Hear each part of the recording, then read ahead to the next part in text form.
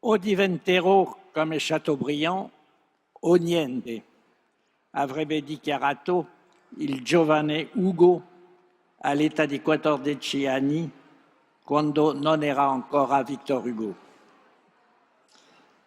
Non era certo all'uomo politico, al ministro o all'ambasciatore e nemmeno al grande viaggiatore che pensava dicendo così, ma all'autore di Atala, di René, del genio del cristianesimo e dei martiri. Egli voleva conoscere la gloria letteraria, ma l'aspirazione alla gloria è inseparabile da uno sguardo su di sé, da uno sguardo che deve essere retrospettivo in anticipo, da uno sguardo, per così dire, al futuro anteriore, da un gioco con e sul tempo. Di questo gioco l'opera di Chateaubriand è un esempio emblematico e si può chiedere se esso non fosse più o meno inconsciamente il movente principale dall'aspirazione di Hugo. L'aspirazione alla gloria non può accontentarsi di successi effimeri. Evidenzia un'identificazione del soggetto con la propria opera.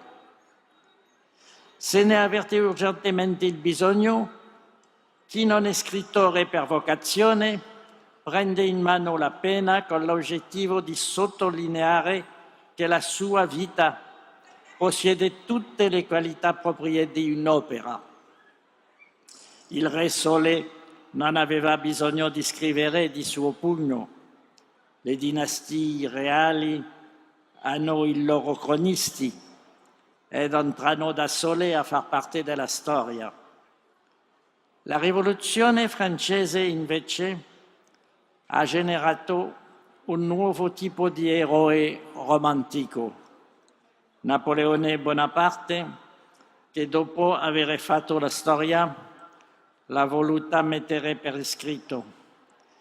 Il memoriale di Sainte-Hélène è opera di Las Casas, frutto delle sue conversazioni con l'imperatore, il quale per parte sua ha dettato le sue memorie ai suoi generali. Riflessione sulla vita, concepita come un'opera, opera letteraria che vuole compiere e prolungare l'opera della vita. Victor Hugo aveva fatto bene a prendere Chateaubriand come modello. In materia di gloria era un esperto. Le memorie dell'oltretomba non dovevano essere pubblicate prima della sua morte, anche se lui ne aveva letto delle parti in casa di Madame Récamier. Era indebitato, aveva bisogno di soldi, ma restò fedele alla sua decisione. Alcuni amici gli assicurarono una pensione fondando una società per azioni che avrebbe acquistato la proprietà delle memorie e che si sarebbe impegnata a pubblicarle solo dopo la morte del loro autore.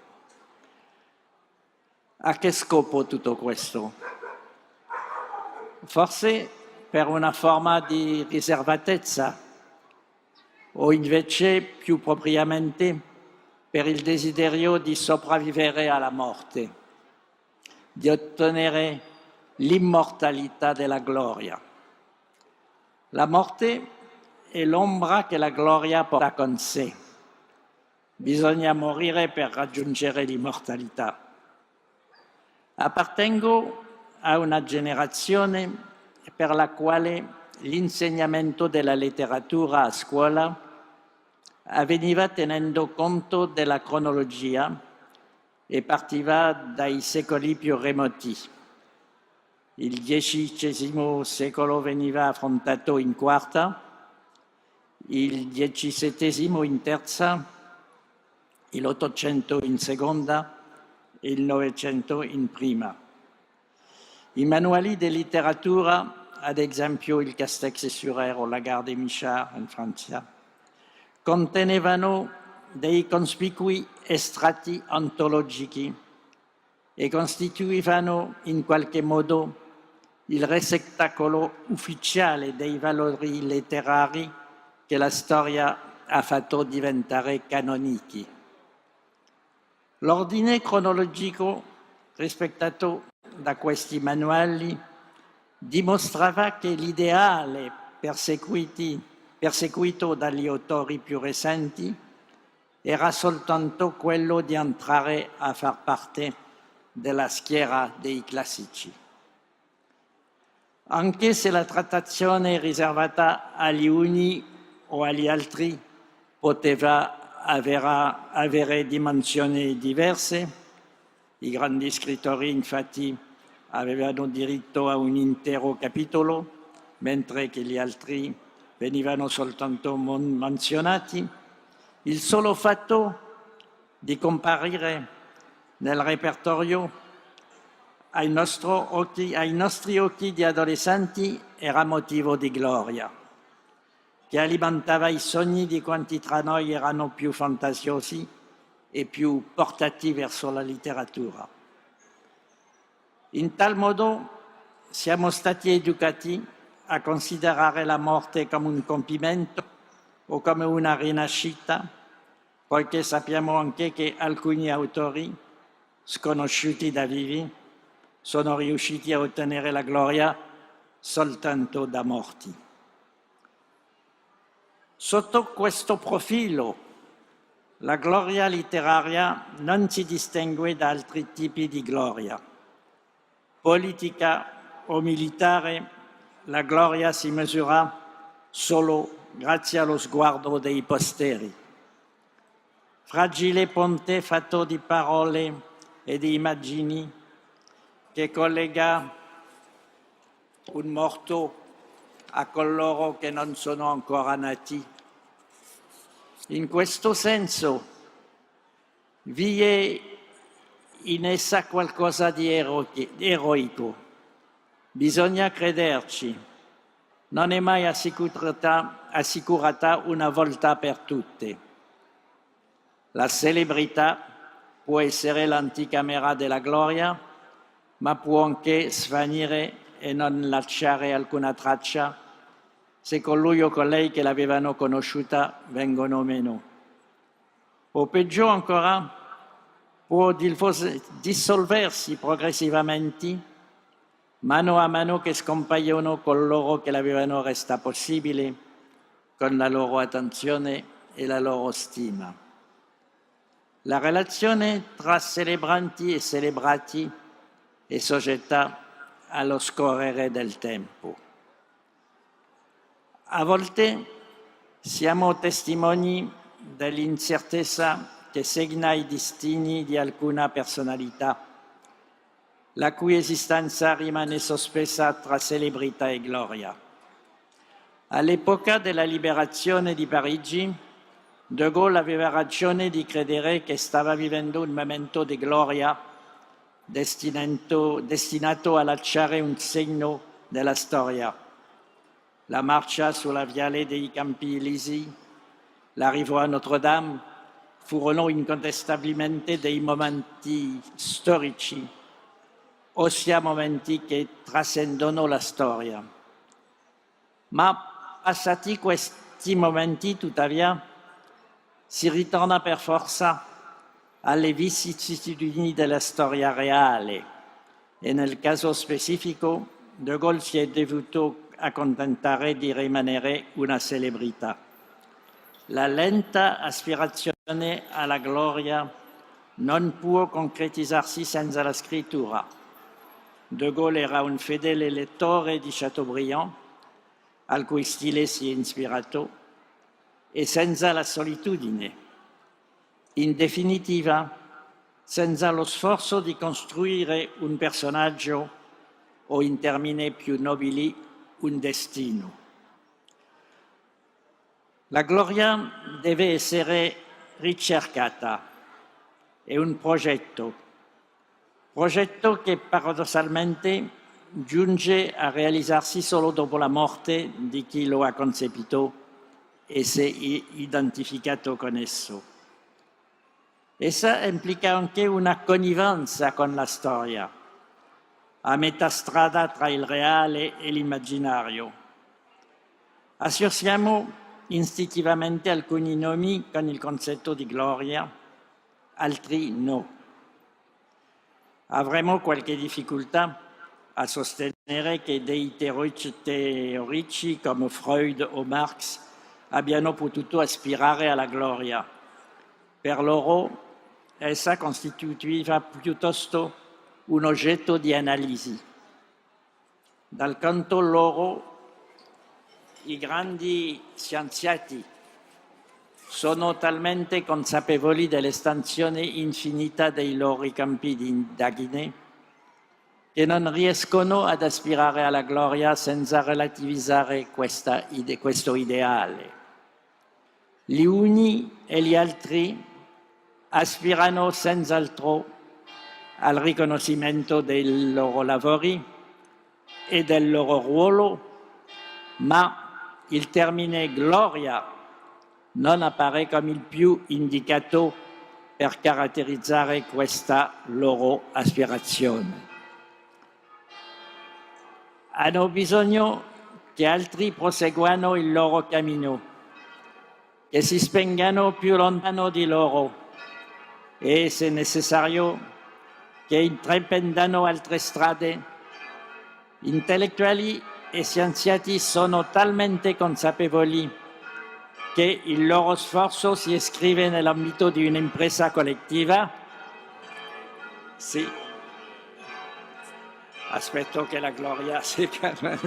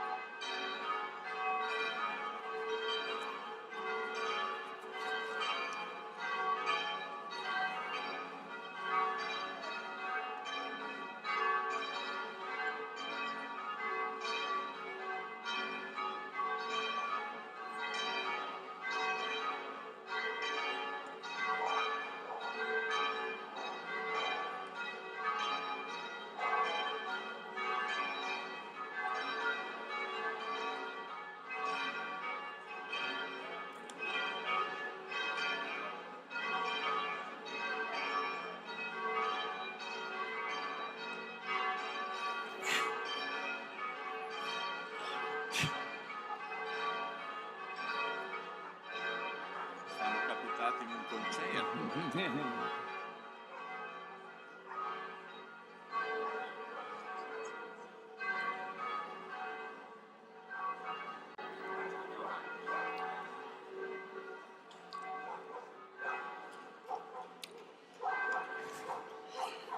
Gli scienziati sono talmente consapevoli dell'estensione infinita dei loro campi di indagine che non riescono ad aspirare alla gloria senza relativizzare questo ideale.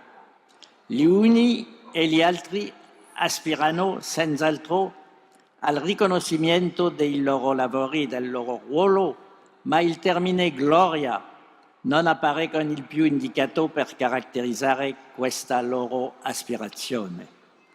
Hanno bisogno che altri proseguano il loro cammino, che si spengano più lontano di loro e, se necessario, che intraprendano altre strade. Intellettuali e scienziati sono talmente consapevoli che il loro sforzo si iscrive nell'ambito di un'impresa collettiva rispetto a cui la morte non ha alcun valore, da non poter condividere con grandi uomini politici o poeti l'illusione della gloria post mortem. Coloro che aspirano alla gloria non sono più vanitosi degli altri, ma hanno bisogno più degli altri di definirsi attraverso una opera singolare, che sia pura creazione o narrazione della loro vita sotto forma di memorie. In tal senso sono più alienati degli altri e questa loro debolezza si traduce talvolta in ingenuità che fa sorridere i loro contemporanei o i posteri. Sia Chateaubriand che Hugo non sono stati del tutto immuni dal rischio di incorrere nell'autocaricatura. Hanno infatti attirato su di sé il sarcasmo di molti. A chi gli chiedeva chi fosse il più grande poeta francese, si disse che Gide abbia risposto Victor Hugo, ahimè. Victor Hugo, rientrato dall'esilio nel settembre 1870, accolto dalle acclamazioni dei parigini, ebbe più volte modo di misurare la sua popolarità di scrittore e di uomo politicamente impegnato, per usare un linguaggio non ancora diffuso all'epoca. Nel 1881, nel 1885, si affacciò alla finestra davanti una folla entusiasta. Aveva espresso il desiderio che, una volta morto, il suo corpo fosse portato al cimitero col carro funebre dei poveri. E fu proprio così. Nel settembre 1895 la sua gloriosa salma fu accompagnata da 2 milioni di persone dall'Arco di Trionfo al Pantheon. Al Pantheon che per l'occasione venne laicizzato, perdendo così la sua funzione religiosa. Si può dire che da vivo Victor Hugo avesse avuto un assaggio di quello che sarebbe stato il suo funerale, tanto vasta era la sua popolarità. Con modalità assai più modeste, il mondo universitario francese rende spesso omaggio ai suoi membri che hanno raggiunto l'età della pensione o che una volta raggiunta avanzano negli anni. Il loro compleanno viene festeggiato con rituali che sembrano essere un'anticipazione del loro funerale, affinché si persuadano della stima che ancora li circonda. Si ricordano i loro lavori, ritenuti essenziali per la definizione della loro identità e della storia della loro disciplina. Si tratta di una piccola gloria, riconosciuta in base ai meriti di ognuno, in cui è possibile riscontrare il rapporto prima postulato tra identità, opera e morte.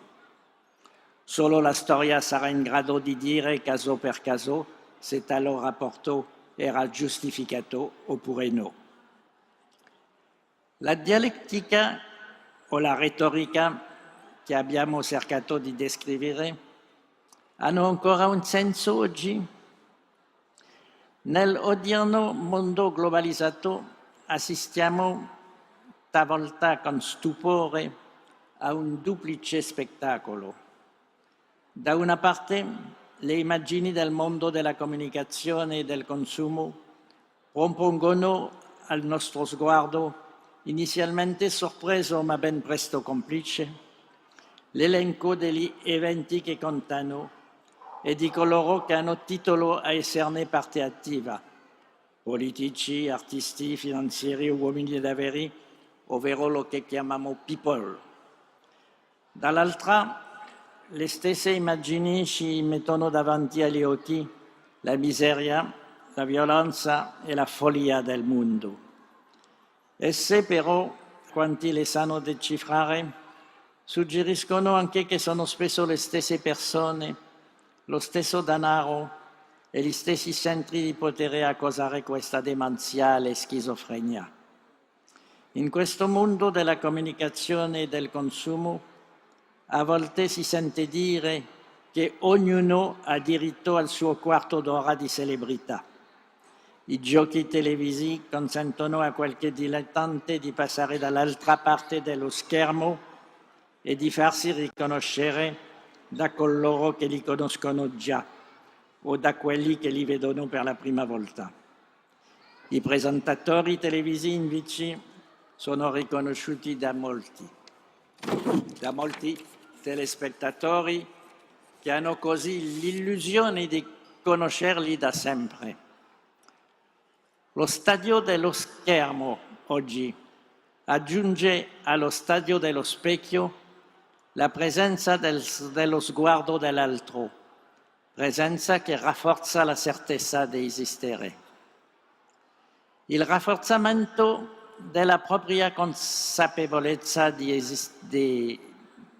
esistere deriva anche dall'appartenenza a determinate reti sociali o dalle gestioni di un blog. Esso appare caratterizzato dall'ubiquità e dall'istantaneità della presenza. E la presenza degli altri e davanti agli altri il suo tratto costitutivo nell'immediatezza del momento. Siamo di fronte dunque a una democratizzazione del diritto all'immagine e alla moltiplicazione degli effetti di riconoscimento. Il computer e il cellulare accrescono ed accelerano questa trasformazione, da cui deriva l'abitudine sempre più diffusa di vedere donne e uomini attaccati al loro iPhone o al loro iPad come a una salvagente, donne e uomini che sembrano persi se non lo hanno a portata di mano. Tutto dipende dall'immagine e dal momento. Lo spazio è tenuto a distanza o perfino negato. Il tempo è andato in cortocircuito, la gloria impossibile o impensabile. Vi è spazio solo per il martirio anonimo, imbecille e assassino dei fanatichi religiosi o per il sorriso lieto e provvisorio del campione di un gioco televiso. Snaturamento della gloria in un caso, quello della morte senza opera, e della celebrità nell'altro, quello in cui non vi sono né opera né morte, ma soltanto rapido ritorno all'anonimato insignificante. Gli ideali di gloria letteraria o politica nel nostro mondo, in cui si parla di fine della storia per dire che non vi è più una formula collettiva da inventare, potranno riacquistare un senso solo quando i principi riprenderanno il sopravvento sulle ideologie. La gloria non significa nulla per colui che la raggiunge in quanto è morto, ma ha valore per coloro che lo celebrano, che trovano in lui un esempio, una ragione di vita, un modello di dignità, un ideale cui aspirare o addirittura una fonte di ispirazione, una maniera di pensare l'avvenire, nonostante tutto.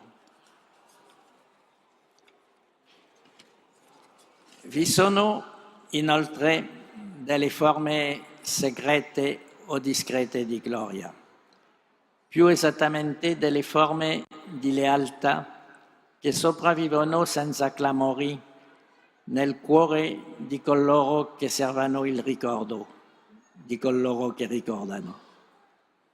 Alcuni miei professori hanno suscitato in me, da quando era giovane, un rispetto e un'ammirazione che non sono stato il solo a provare. Ritrovo qualcosa di me nel ricordo che ho di loro. Avrei qualche difficoltà a dire con precisione ciò che sono diventato, ma sono certo che essi hanno avuto un ruolo importante nelle mie scelte. Essi non hanno conosciuto, a dire il vero, né la gloria né la celebrità, ma al di là di questo ci hanno trasmesso il rispetto per la funzione che esercitavano e per le cose che andavano insegnando. Mi auguro che tra qualche decennio alcuni possano pensare lo stesso di me. Si tratta della speranza su cui si fonda il mio presente, una speranza che mi incita a vivere, una piccola utopia di portata individuale che toccherà ad altri tenere viva oppure no.